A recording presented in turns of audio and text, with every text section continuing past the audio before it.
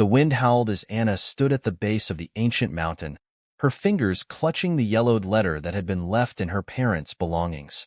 She had read it countless times, memorizing the faint scrawl of her mother's hand. The answers you seek lie where the bells never stop ringing. Below it, a faded photograph of a grand stone monastery shrouded in mist. Anna's heart pounded as she scanned the trail ahead. The climb to the monastery was said to be perilous, yet the whisper of answers about her origins and the fate of her parents beckoned her forward. Slinging her backpack over her shoulder, she started the trek, each step pulling her closer to the shadows of her family's past. The path was choked with overgrown roots and half-buried stones. The forest around her seemed alive. Branches clawed at her coat, and the rustling of leaves echoed like whispers of unseen watchers. She pressed on, ignoring the chill that crept up her spine. As the daylight faded, Anna reached the monastery gates.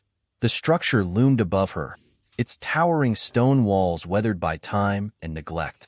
Vines snaked up the facade, and the once majestic bell tower leaned slightly, as if bowing under the weight of secrets. Despite the monastery's apparent abandonment, a faint glow emanated from a high-arched window. She pushed open the heavy oak doors. They groaned in protest, sending a shiver through her as the sound echoed down the endless corridors beyond. Inside, the air was thick with the smell of damp stone and decay. The walls were lined with crumbling tapestries, their holy scenes warped into grotesque shapes by mildew. Anna ventured deeper into the shadows, her footsteps hesitant but purposeful. Every corner seemed to hold an unseen presence. Once, she thought she heard the faint clink of rosary beads, but when she turned, there was nothing but darkness. In the heart of the monastery, she found a grand hall. Dusty rays of moonlight streamed through the shattered stained glass above, casting fractured rainbows across the stone floor. At the far end, an altar stood, its surface littered with strange artifacts and a single, unlit candle. Beneath it lay a plaque with an inscription that made Anna's blood run cold. In devotion lies salvation. In sacrifice, the truth.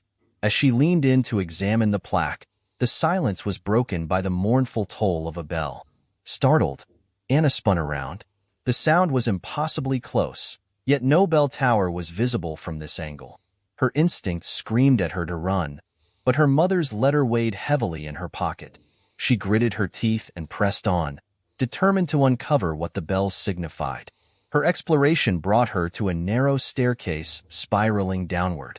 The air grew colder with each step, and a distant chant began to rise, carried on a breeze that seemed to come from nowhere.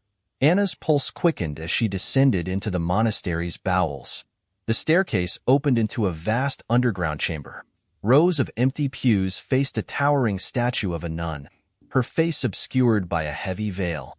The statue's outstretched hands held a rosary, its beads as large as fists and glowing faintly in the dim light. The chant grew louder, an unintelligible murmur that seemed to echo inside her mind. And then she saw it, a shadow. It flickered at the edge of her vision, just beyond the reach of her flashlight. She froze, heart hammering, as the shadow seemed to solidify. It coalesced into the faint outline of a woman's figure, draped in a dark habit. The figure didn't move, but Anna could feel its gaze piercing her. "Who are you?" Anna managed to whisper, her voice trembling.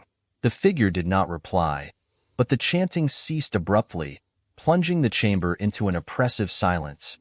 Then, with a sudden, inhuman speed, the shadow darted toward her. Anna screamed and scrambled backward, tripping over a fallen beam. Her flashlight skittered across the floor, its beam illuminating the statue's face. The veil had shifted. Beneath it, a hollow void stared back at her. When Anna finally found the strength to flee, she barely registered her ascent back to the surface. The bell continued to toll, each chime a haunting reminder of what she had seen below. She stumbled out into the night, her breath visible in the frigid air, and looked back at the monastery.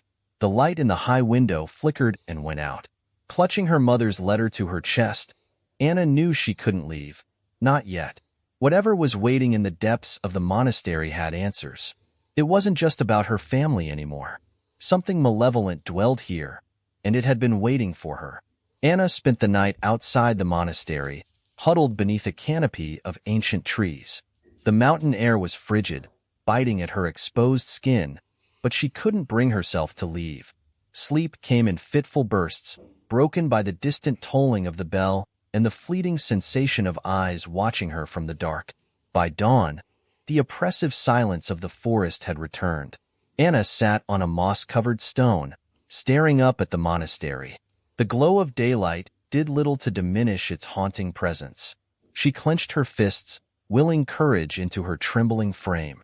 She hadn't come this far to turn back now. Back inside, the air was heavier, as though the building itself had woken from its slumber. Anna retraced her steps through the grand hall, past the altar, and toward the staircase that led into the depths. This time, she noticed something she had missed before. Markings carved into the stone walls. They were symbols she didn't recognize, arranged in spirals that seemed to twist the longer she stared. The chanting from the night before echoed faintly in her mind, though the monastery was eerily quiet. She descended again, flashlight in hand, steeling herself against whatever awaited below.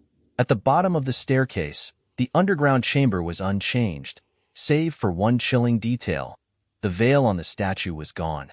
Its face, a grotesque amalgamation of human and otherworldly features, was fully exposed. The hollow void that had stared back at her the night before now seemed to pulse faintly, as though alive. As Anna approached, the temperature dropped sharply. Her breath came in short bursts, visible in the icy air.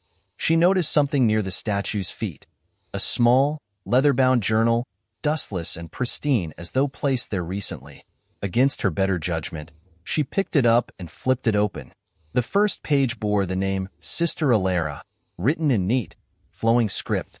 Beneath it, a hastily scrawled note read, "To enter the sanctum, one must walk the path of penitence. Beware the mother of darkness. Her shadow grows stronger with each toll." As Anna flipped through the journal, a terrible sound echoed behind her, the unmistakable creak of a door opening. But she had explored this chamber thoroughly the night before, and there had been no doors. She turned slowly, and there it was, a door carved into the wall where none had been before. Its wood was blackened, its surface adorned with the same spiraling symbols she had seen upstairs. A faint blue light seeped from the edges, pulsating like a heartbeat. The journal grew warm in her hands, the ink on the page shifting before her eyes. Words began to appear. "She waits in the sanctum. Only light can banish her." Anna took a step back, her instinct screaming at her to flee. But the letter from her parents burned in her pocket, a reminder of why she was here. Gritting her teeth, she stepped forward and pushed the door open. Beyond the door was a corridor, impossibly long and lined with candles that burned with an unnatural blue flame. The shadows danced along the walls, creating shapes that seemed almost sentient. Anna could hear whispers now, soft, seductive voices calling her name, beckoning her forward. As she walked, the walls began to change. The stone gave way to something smoother, darker, and wet to the touch. It smelled of earth and decay, and the whispers grew louder, more insistent. At the end of the corridor was another room, smaller and circular, its walls covered in tapestries depicting twisted religious scenes. The Mother of Darkness loomed large in each one, her shadowy form consuming the light. In the center of the room stood a pedestal, and on it rested a single, ancient bell. It was cracked, its surface tarnished, yet it radiated a palpable energy. Anna's gaze was drawn to the plaque beneath it. "Ring the bell to summon her. Silence is her weakness, but to quiet the bells, a price must be paid." Anna's hand hovered over the bell as a familiar sensation washed over her, the sense of being watched. Her flashlight flickered, and she spun around, the beam catching the faint outline of the shadowy figure she had seen before. But this time, it didn't stay at the edges of her vision. It advanced, taking on a more solid form. The Mother of Darkness stood before her now, her face obscured by a veil of shadow, but her presence was suffocating. Anna stumbled back, her hands brushing the pedestal. The spirit's voice echoed in the chamber, deep and resonant. "You carry their blood," it said, each word dripping with malice. They could not stop me, and neither will you. Anna gripped the journal tightly, flipping through its pages in a desperate bid for answers. She found a passage near the back. The mother thrives on despair. Light burns her shadow, and silence binds her. The tolling must cease, or her darkness will consume all. With trembling hands, Anna pulled a small flashlight from her backpack. She switched it on and pointed it at the figure. The light wavered, but the shadow hissed and recoiled, retreating slightly. Seizing the moment, Anna turned back to the bell. The journal's words echoed in her mind. Silence binds her. She took a deep breath and struck the bell with her palm. The sound was deafening, reverberating through the chamber and into the corridors beyond. The shadow screeched, its form distorting as the tolling grew louder. But with each strike of the bell, Anna felt a strange force tugging at her, draining her energy. When the sound finally faded, the shadow was gone, but the cost was clear. Anna dropped to her knees, clutching her chest as a wave of cold washed over her. The bell, now cracked beyond repair, lay silent on the pedestal. Anna glanced at the journal, its pages blank once more. The corridor behind her was gone, replaced by the staircase she had descended. Whatever she had done, it was temporary. The Mother of Darkness was not defeated, only weakened. As Anna staggered to her feet, the realization hit her. She was running out of time. The monastery held the key to stopping the spirit for good, but the answers came at a price she wasn't sure she was ready to pay. The air in the monastery had grown heavier, saturated with an oppressive energy that made every breath a labor. Anna clutched the journal as she climbed back to the main hall, her legs trembling beneath her. The sound of bells echoed faintly in the distance, a haunting reminder that the Mother of Darkness had not been defeated, only delayed. Anna stood before the altar, its strange artifacts now seeming to hum with life. Her eyes were drawn to the plaque again. In devotion lies salvation. In sacrifice, the truth. She felt the weight of those words as the journal's blank pages began to fill once more, ink swirling and forming a map of the monastery. At the center of the map was an ominous mark labeled Sanctum of Shadows. Beneath it, a chilling note. To silence her forever, one must descend into the sanctum and complete the rite of exorcism. But beware, no soul leaves unscathed. Anna followed the map deeper into the monastery, descending a labyrinth of narrow corridors and twisting staircases. The stone walls seemed alive, pulsating faintly as if breathing. Whispers grew louder with every step, not just calling her name, but uttering cruel, personal truths she had buried deep within herself. "You're alone because you let them die," a voice hissed. "They didn't want you. They left you here," another murmured. Anna clenched her fists, forcing herself to move forward. The air grew colder, and the light from her flashlight flickered as if struggling against an unseen force. At last, she reached a massive, rusted door adorned with the same spiraling symbols that had marked the corridor earlier. Her heart pounded as she pushed it open, revealing the Sanctum of Shadows. The sanctum was vast, its high ceiling lost in darkness. The floor was covered in an intricate mosaic of bones and blackened stone, forming a circular pattern that pulsed faintly with blue light. At the center was an altar, smaller but eerily similar to the one above. Suspended above it was the bell, whole once more and glowing with an unnatural energy. The Mother of Darkness materialized near the altar, her shadowy form more solid than ever. Her voice echoed through the chamber, low and mocking. "You've come far, little one, but you cannot banish me. Your blood is mine, as it was theirs." Anna's legs threatened to give out, but she forced herself to remain standing. "I'm not afraid of you," she lied, her voice trembling. The spirit laughed, a hollow, chilling sound. "Courage will not save you, only sacrifice." The journal in Anna's hands glowed with an intense light, its pages flipping on their own. Words appeared, scrawled hastily as if written by a desperate hand. To complete the ritual, the light must consume her. The bell must ring its final toll, silencing her forever. But beware, the bell's toll demands a price. The altar's surface shifted, revealing a ceremonial dagger, its blade inscribed with the same spiraling symbols. Anna picked it up, its weight heavy in her hand. She turned toward the bell, realizing what the words meant. The bell's final toll would require blood. Her blood.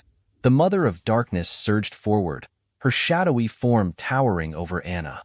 The flashlight's beam was useless now, swallowed by the all-encompassing darkness. The spirit's voice filled the chamber, taunting her. You will fail as they failed. The bell tolls for you now. Summoning every ounce of courage, Anna approached the altar. The mosaic beneath her feet pulsed faster, and the air grew impossibly cold. Her breath came in sharp gasps as she raised the dagger above her palm. I'll stop you, she said, her voice cracking. Whatever it takes. With a swift motion, Anna sliced across her palm, letting her blood drip onto the altar. The bell above began to glow brighter, its surface cracking as if under immense pressure. The sound of distant tolling grew louder, deafening, and the Mother of Darkness shrieked, her form writhing and contorting. The ground trembled violently, and the mosaic beneath Anna's feet began to shift, the bones rearranging themselves into grotesque patterns. The bell's light consumed the chamber, forcing the spirit to retreat, her form splintering like glass. Anna's vision blurred as the tolling reached a crescendo. Her blood continued to flow, pooling on the altar and feeding the bell's growing power. The Mother of Darkness let out one final, ear-piercing scream before exploding into a shower of black mist. The bell shattered, its pieces scattering across the sanctum. The silence that followed was absolute, oppressive, and final. Anna collapsed to her knees, the dagger slipping from her hand. Her vision darkened, and she felt herself slipping into unconsciousness. When Anna awoke, she was lying in the main hall of the monastery. The sunlight streamed through the shattered stained glass, bathing the room in warm hues. The oppressive energy was gone, replaced by an eerie stillness. The bell's tolling had ceased.